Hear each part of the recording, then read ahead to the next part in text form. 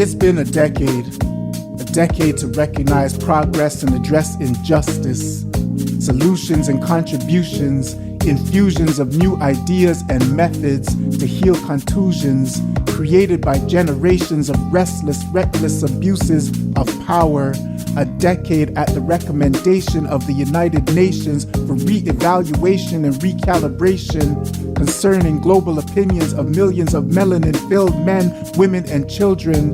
A diaspora comprised of Yorubas, Igbos, and Ashantis, Akans, ancestors forced to sing the Lord's song on Babylon's lawns that were fertilized by oppressive colonial manure. A decade reaching its end in 2024.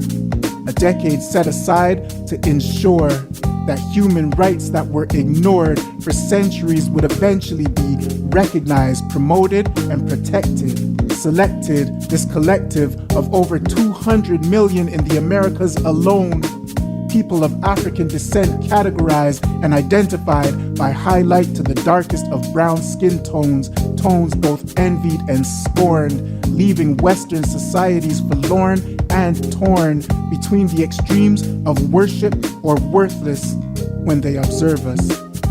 A decade that has witnessed an uptick in lips filled with collagen, spitting phrases that originated in places that seldom get credited in credits for the crazes that they invented.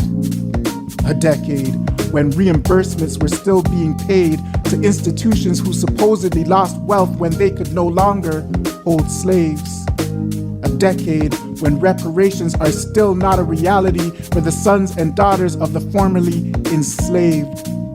A decade where the systematic killing of black children, women, and men caused Colin Kaepernick and many other brothers and sisters with athletic abilities to take a knee and endure incessant scrutiny from those who will pay to see us jump, dribble, tackle, and run, but won't pay attention to our desire to stay alive and safe from guns.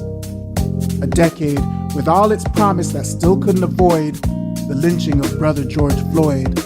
A decade devoid of authentic empathy. Many hopped on the diversity, equity, and inclusion bandwagon when it was trendy, looking for those supposed ride or dies now and finding my vehicle nearly empty. A decade when plenty of social and systemic injustices continued to bubble below and above surfaces, and self-serving purposes were the catalyst for political promises that were never kept.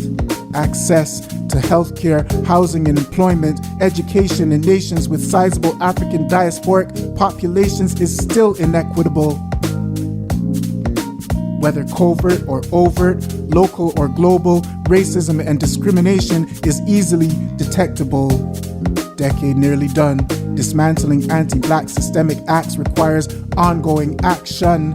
Unification and participation from all of Ham's children. It's giving Black Star Garvey Pan-African visions, Patrice Lumumba missions, and Walter Rodney commissions. It speaks with Mia Motley precision and Bernice King conviction. Jean Augustine persistence echoes our ancestors' insistence on excellence in adversity and faith in the hand of the Almighty for security. Surely we appreciate the International Decade for people of African descent, but it's what we do going forward that will determine if those were 10 years of time wasted or time well spent.